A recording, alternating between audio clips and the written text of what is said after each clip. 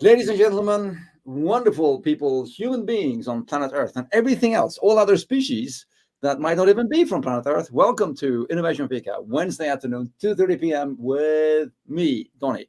Every Wednesday afternoon, Innovation Fika, Innovation Coffee Break, here, live on LinkedIn, YouTube, Instagram, and maybe one day, if I ever get enough followers on TikTok, I'll be on TikTok as well. But the jury's out on that one. So far, nobody seems to like me there. So we'll see. Maybe I'll be on TikTok. Maybe I'll pay some. No, I'd never pay anyone to get followers. Would I? No, I'd never do that. Of course I wouldn't. Everybody else does that. I would never do that. That's why I'm not on TikTok, because I don't pay people for followers. Anyway, enough about that. Every Wednesday afternoon, 2:30 p.m., a 30-minute coffee break with me and friends about really cool stuff, interesting things, and hopefully also lots of comments from people online, because this goes live, and we are live now, as I said, on LinkedIn, YouTube, and Instagram. And also these videos are all saved on YouTube as well. So go to YouTube to check out 141 episodes previous to this number 142nd episode, for which I have the great pleasure and honor to introduce to you to one of my dear friends. And not only that, he's not only a dear friend, he is so much more than that. But I'll let him talk about that. But anyway, welcome to the studio, Erik Ohlzen. Hello, everybody. How are you doing? Hello, everybody. How are you doing? That's good. Well, tell you what, Erik, let's start this off as we start everything else off when it comes to the Innovation Fika. How about you tell us, who are you and what do you do? Excellent. Yes. So my name is Erik Ohlzen. I'm born in Sweden, but I've lived almost everywhere else in the world, and I've finally moved back about 8 years ago. I've been in the tech world most of my career. I'm currently a tech leader in an insurance company, but my passion has been fitness, training, longevity, and I've been a personal coach for the last couple of years, and currently starting up a event business here in Sweden, which is all about wellness, feeling better, longevity, and with a special, how do we say it, emphasis on men's training, since I'm a man and I have a lot of experience in training myself. So that's what I'm specializing in. Cool. Very good. And this is a special, because look at this. We have Yashabajan online, and this is wonderful. I mean, he's actually commenting on YouTube today, because the last 3 episodes he's been trying to comment on LinkedIn. I haven't seen his comments, and I've been kind of sort of catching up with him afterwards online on LinkedIn. But Yash, so good to see you. He is maybe the most regular customer I have on these shows. Great to see you, Yash. I know that you're friends of Eric's as well on LinkedIn. Actually, we're a global, actually, this is quite cool, because we are actually a global community of like friends that have only met on LinkedIn, that I've never met in real life. And it feels like I've known Yash for years, which I have, but we've never really met. So this is really, really cool. I'm so happy that you're with us here, Yash, and everybody else. So, and we're doing it live because we do enjoy Q&A and questions. And there we go. Hey, Erik. There you go. Perfect. Awesome. So, let's start out with, and I'm not going to say the elephant in the room. Let's call it something else. But let's talk about the main topic that we sort of, the clickbaity thing that we actually had people coming in for. Yeah, exactly. For that, because we decided to talk about the physical exercise in order to increase your mental capabilities, right? I mean, train for brains, training to increase your intellectual capacity, kind of thing. And what can we say about that? I mean, it's easy to say, but what can we say? I mean, what proof do we have that it is actually so, Erik? Well, if we look at the body as an entire unit, the brain, which does the thinking, is very much part of the ecosystem that everything else is connected to. And if we want to get down to as low brass tacks as we can, I mean, if you're taking care of your body, you are taking care of your brain at the same time. So training obviously encompasses many things besides just moving your muscles and joints, but it also is sleeping, recovery, nutrition. All of those things play into it, and so those in turn feed the brain. The brain functions better when it has enough blood flow, when it has enough oxygen, when it has the right nutrients, and the brain consumes a tremendous amount of sugars, glucose. There's fats are very important for the brain. So all of these things are being mobilized by the hormones that we secrete when we're training more often. So the link is there from a physiology point of view. Yeah, but that would sorry, I'll try and refrain from too many bad jokes in this Innovation Fika, but come on, we love jokes. but if you're saying that the brain consumes an enormous amount of glucose, that means that people on keto are more stupid?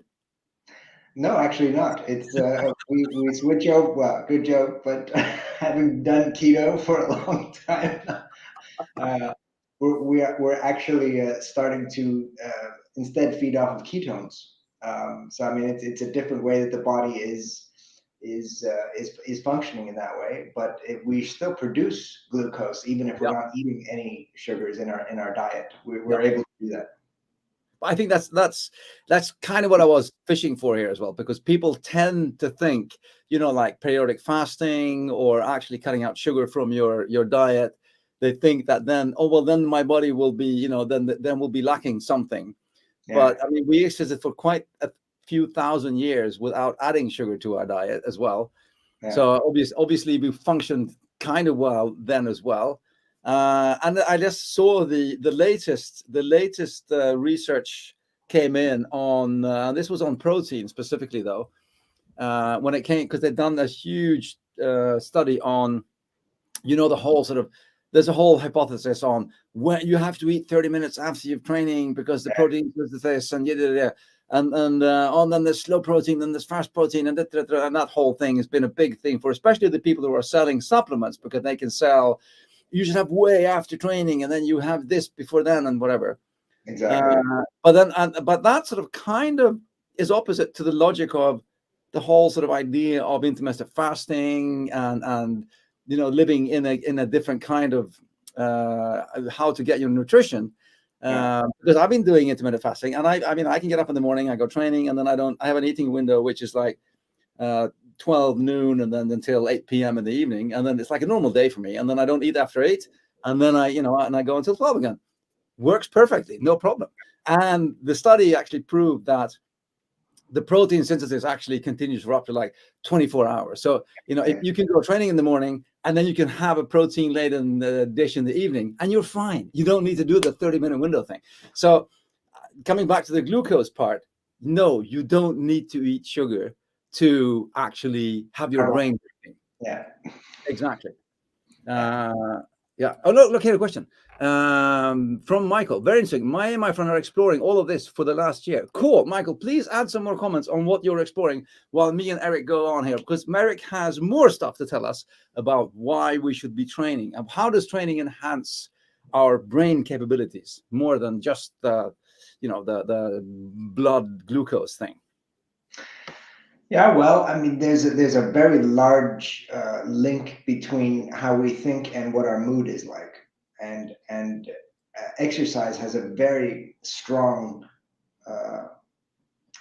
correlation with mood. I mean, most people that train, they feel better afterwards. All the endorphins and all kinds of chemical reaction happening in our brain. You do something hard, it's your mood is lifted, and then for some of us, I'm sure you're the same, Dottie, on the days we don't train, we're kind of like, we're a little bit grumpy, people will joke with us, oh, you haven't been to the gym yet, have you? What grumpy. So that level of influence that exercise has on our brain is quite profound, because when we're stressed and we have brain fog, it's very difficult to do complex thinking. And so that is quite a strong link right there between exercise specifically and being smarter. I'm going to say air quotes, because is smarter. There are people who can pass all kinds of tests, but they're idiots on the street, and vice versa. So I mean, it's more about how the brain is able to solve problems, and the circuitry is functioning correctly. Blood flow also is a very important factor of it. If you don't move very much and your resting heart rate is not really where it should be, and it's funny how it goes the other way around. People who are well trained, usually resting heart rate goes lower. You would think it would be the other way around. Resting heart rate, then the opposite of that is your max heart rate. So, the more you can spread those out, the brain uses a lot of blood. So having better efficiency in our the way we pump blood through our body is very important, and exercise is a key. You say it's really what helps us to do that, and every time that we are exercising, we're filling our muscles with blood, we're contracting, it's a very important part of doing that. You can't get that just from sitting on the couch and thinking about it. That's really interesting as well, because I mean, just as you mentioned a lot of things that are super interesting there. I mean, like as a de-stressor, if you stress a lot and your body starts filling up with everything from you don't get. I mean, in these days we don't get the super adrenaline rush of fight or flight. We have this sort of slow burn, slow cooking thing going on, which means that we never really flush the system either. So we kind of sort of have a buildup. And training is a perfect way of burning away that sort of the buildup. I think that's one really, really important thing. And for me, at least, it's I tend to have kind of few things going on, but for me, it's the perfect way of just sort of clearing the burning off all of the excess stuff. And I think best usually when after training, sitting down and just sort of reflecting on stuff like in the sauna or whatever it could be. That's my sort of perfect, also my sort of moment of inspiration and a moment of sort of creativity there. So that's definitely going thing. Let's see, coming back to, I used to get blood sugar drop after going to the gym. Now I have been getting my body used to it. Yes, exactly. You get used, your body gets used to it. Just as you get used to the bad stuff you do to it as well, you get used to the good stuff you do to it as well. So excellent. Thanks for adding that, Michael. That's standing. We're talking about de-stressing. We're talking about increasing the actual volume of blood that you pump as you get more conditioned. You can actually, move more blood per heartbeat, and that kind of thing will fuel the body better. And there's loads of other things. You talked about the mood thing. I think that is super, super important, because you did mention it as well, but there's two parts of that. And then please, one part is the whole de-stressing thing as well, because what people don't understand, and I'm no offense to people, but what people don't get is that they get anxious from being anxious. They get depressed from being depressed. And therefore, I don't know why I'm feeling so bad. Well, it's because you're feeling bad. If you try and start feeling better, you'll start feeling better, because, happy feelings lead to happy feelings, as depressed feelings lead to depressed feelings. But we don't understand that on a cognitive level, that it's because I'm feeling depressed that I'm becoming depressed. But if you can, start turning that around and de-stressing and start sort of finding, a better, oh, wow, look at this. And then we come to the second point you made: do hard things, right? Achieving stuff. I mean, and yes, it does come down to stupid stuff like today I lifted a lot of stuff. Lift heavy, go to the gym and lift heavy things, for Christ's sake, because it's the achievement part as well is doing hard stuff, going to it doesn't have to be gym. It can go to any class you go to. I go to group training as well. I love going to group training. Somebody tells me what to do for an hour. I don't have to think. Perfect. And I work my butt off, right? It's hard. And it's like, did it. Boom. Achievement. Yeah, you're hitting on a good point there. And this is something that I face quite often as a personal coach. And that is, I don't like the gym. I hear that quite often, right? And there's nothing that says that the gym has to be equated to exercise. I mean, who said that? Who made that up? As long as you're bringing your heart rate up and you're moving your joints and your muscles, that is exercise. You can do that with dancing. You can do that with going to a jump house, a bounce house, or anything you do to get your heart rate up and move your body is what the body craves. This is what gets things moving. So there's really no excuse. I think we should have a whole list of Erik said this. because I mean, no, but there's so many, that might seem obvious, but there's so many things where people say, oh, I didn't have time to go to the gym today, or I don't have this, or I don't like going to the gym. And yeah, but what do you like then? I mean, when I was a kid, I just loved riding my bike. It was just fun. I could sit on a bicycle for hours. It was just fun, you know? And to be honest, I'm not a kid anymore, apart from way in here. I still love riding my bike. I still love riding my bike. It's like one of the most, I just love, it's great. I just, woohoo, oh, there's an uphill. And then I can like, I'm like a dog chasing a car. I'm going to pass that car going uphill. Perfect. But that's, you don't have to do that to that extent. But it's just do what, if you like dancing, go dancing. I mean, heck, me and Patrick, we got out of Berlin. I mean, we don't even get a hotel room. We go to Berlin on a Friday night, and then we dance in techno places for like from 10 in the evening to 8 in the morning, and then we fly home again. It's like, it's just do stuff that you enjoy. Yeah, for sure. And that comes back to those endorphins that we get when we exercise. We get so excited and so happy, and these hormones are important for us, and especially when I, coaching with men, the hormones that we have a big problem with testosterone now. If you look at since the beginning when they were actually measuring average testosterone in the world, it's gone down 40%. I mean, and that's not just a couple of people that they test. That's a very large testing sample. And then there's a lot of things at play here also, besides the environment and different products that we're using in food and so forth.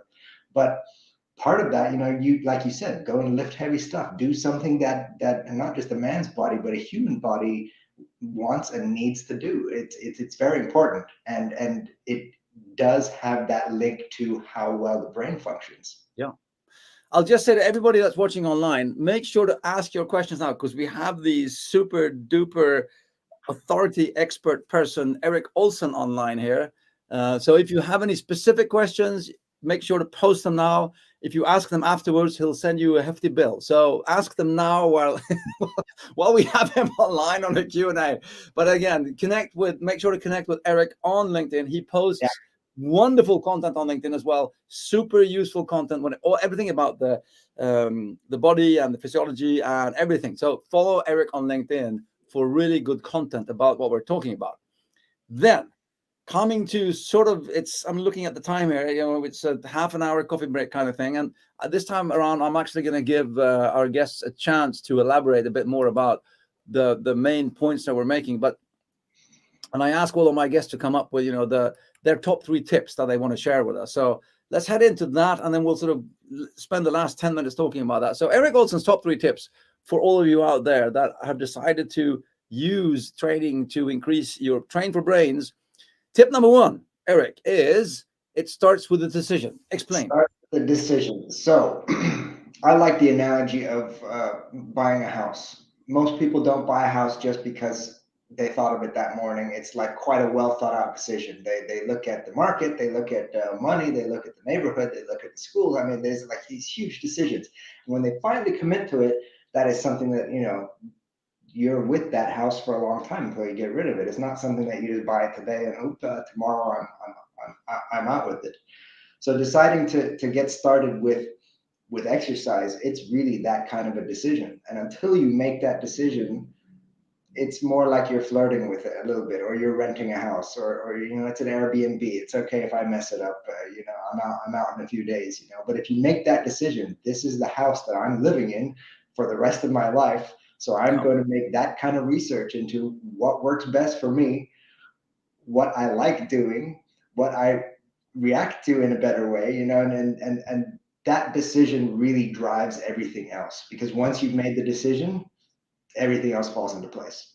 That is a brilliant analogy, because you just said it as well in the end there. You said, this is the house I want to live in. And it's kind of the metaphor for your body as well, that this is the house I want to live in for the rest of my life. And you get to pick which house you live in. Exactly. Yeah. What it feels like, what it looks like, what it is, everything about your house that you live in is yours to pick and also affect. So of course we can't all affect exactly which house we were dealt, but we can always improve the one we have. So yes. definitely really, really good analogy. And I think that I think that comes down to, I mean, a lot of people, they sort of kind of go to the gym because they feel they have to or whatever. And it's like, Exactly. Yeah. and if people say, yeah, Donnie, I go to the gym. And so which exercises should I do? I was like, well, it depends on what you want to achieve. I mean, where are you going with it? And why are you going to the gym? That kind of thing, So anyway, so that's a really good analogy there. And with that, I thank you, Yash. Wonderful, lovely analogy, metaphor. Yes, so do I. That was a really good one. And tip number 2 from Erik Ohlzen is sometimes subtraction is addition. This one I want to hear more about. So, in today's world where everything is, we're in a period of consumption. Everything is more and more and more. What else can we add? What new gadget do we need? What new exercise should we be doing? What new gym chain should we join? What new dance group? Whatever. It's always about adding. Very few people actually sit back and say, what should I remove? What is it that is hindering me? I mean, it could be just that you're staying up too late watching Netflix every night. And if you just simply remove that, you'd have more energy and you'd actually crave to go out for a walk or do something else. Removing junk food. That's a big one right there. Many people don't realize how much junk food or processed food, if I can call it that way, they're eating, and actually making a decision that every time I look at my plate, how much of this is processed? What can I get rid of? You start feeling better. The body is not going to fight you to feel better, and exercising makes you feel better. So if you work with the body and remove some of the things that you're fighting against the body to actually feel good, that sometimes is the addition that you need. And of course, I'm not going to jump on the smokers, but I mean there's enough research now that you're not just putting your finger on the other side of the scale there, but you're sitting on the scale there with that one. So I mean that one's got to go. If you're really serious about it. Alcohol also, I mean, there's nothing wrong with a glass of wine once in a while if that's your thing, but I mean, medicating every night with liquor, that's something that it's an easy addition, and I say easy air quotes because in the beginning it might be difficult, but you will feel so better. These kind of subtractions actually become the addition that makes it easier to move forward and feel better, think smarter, have better mood. Yeah. We could probably spend another Innovation Fika only talking about each of these 3 points, because there's so much that goes into that thing there. Okay, here's a question here. Are you talking about moderating junk food or doing away with it? Yes, everyone is coming up with an excuse to keep on eating hamburgers here now. No, nothing wrong with hamburgers, but okay, Erik, what do you say to that? Oh, hi, Nadia, as well. Cool. Nice seeing you here today. Excellent. Okay, back to Yash's question there. Moderating junk food or getting rid of it completely?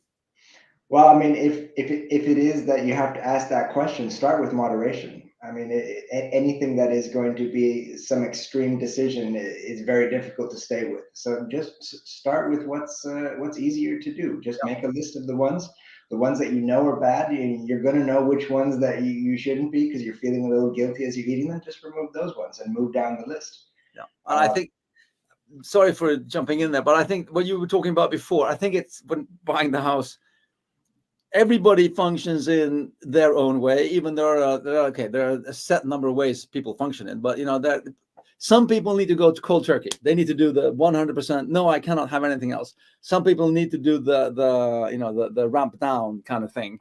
So it's so different for how people adopt to new behaviors. I'm a very sort of cold turkey kind of person. Like I just go boom, I've had periods in my life when I've been in the worst places. I had one period of my life when I was not grossly overweight, but I was overweight, and I needed to lose weight.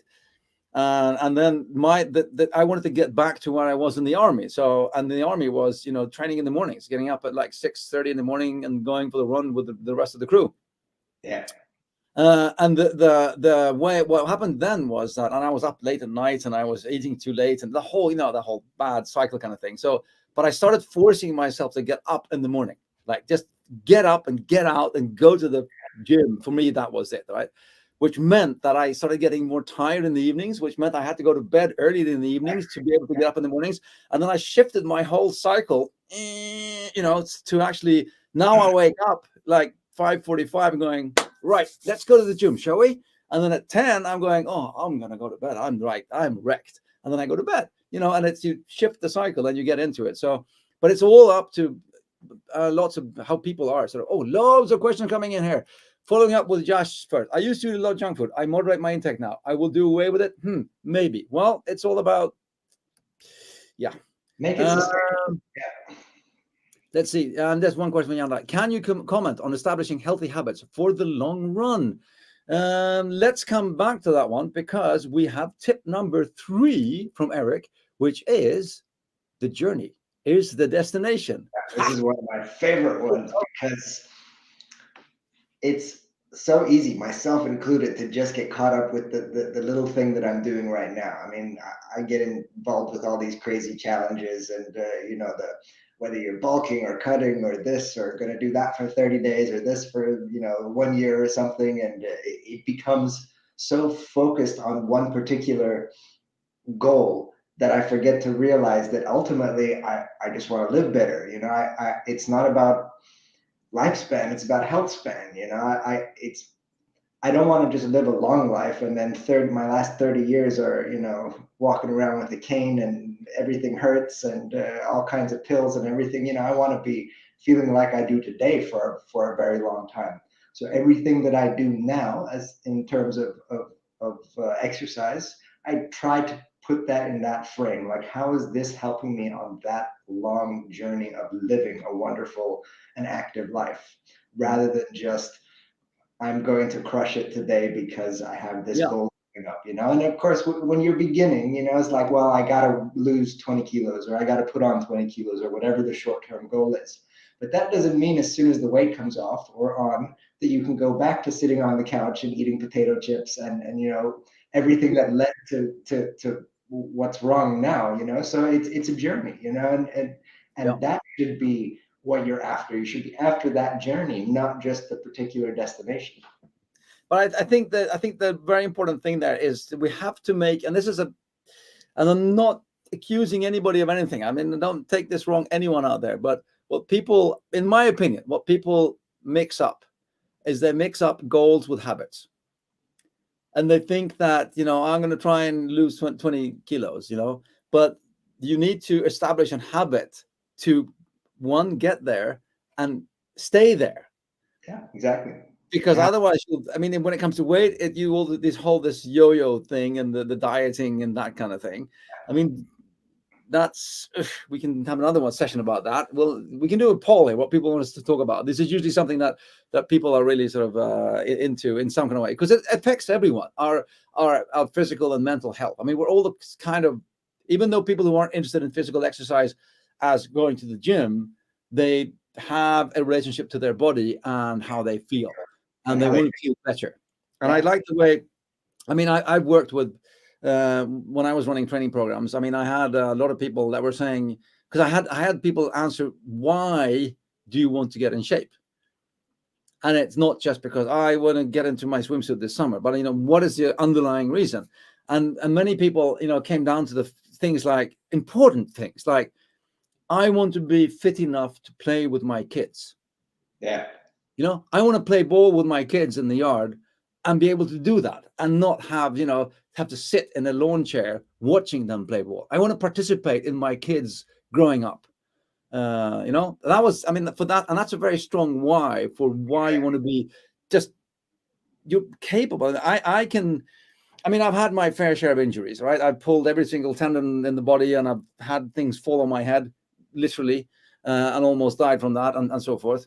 But and you do a wonderful gratitude post every Monday, Erik. Follow Erik's Monday gratitude post, and I love that part. And I can just feel sometimes joy when I'm biking to work on my bicycle, right? Yeah. And I can get this euphoric feeling that the it works, know? Exactly. I'm so lucky to have 2 legs and 2 arms, and everything is fixed together in more or less the right way, and I can pedal to work, and I feel good, and it's a fantastic feeling. And it's like I'm I'm an old guy, but it still works, baby. And it's such a euphoric feeling.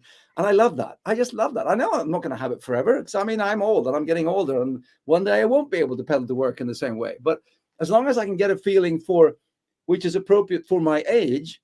You got another 30 years on you. Don't worry. Yeah. But as long as I can feel that way, depending, no matter which age I am, like when I'm 80s, I want to feel I'm 80, but hey, for an 80-year-old, I feel great. Exactly. That kind of, that's a strong why, I think. So I think the whole journey thing is super, super important. There's one. Here's a good one. Nadia, I won't have energy to take long with my kids and play with my kids in future. Great. Yes, exactly. That's the best why you can have. I love that, Nadia. I love that. And then here, Yash, working out feels awesome. I can't overstate that. Well, neither can we. We're past it's 3:01. Hey everyone, thank you for spending time. I'm sorry, Erik, for speaking too much on your show. I love talking with you, Donnie. I love having you on here. You're a really good friend. I really appreciate you. I want to say that to your face here on video as well. I really appreciate you as well, Erik. You're a really great friend. I'll drop by. Anybody who doesn't know Erik and hasn't connected to him yet, make sure to connect to him on LinkedIn. Follow him on LinkedIn. He has some wonderful posts there. And if nothing else, ask him some in-depth questions. And check out is it Forward, the camp's called? Forward Camps? Okay, cool. Awesome. With that, I will sign off. Innovation Fika, 2:30 p.m. every Wednesday afternoon. You know where to find me. I'll see you next week. But for now, we're saying goodbye for Erik Ohlzen. Bye, everyone.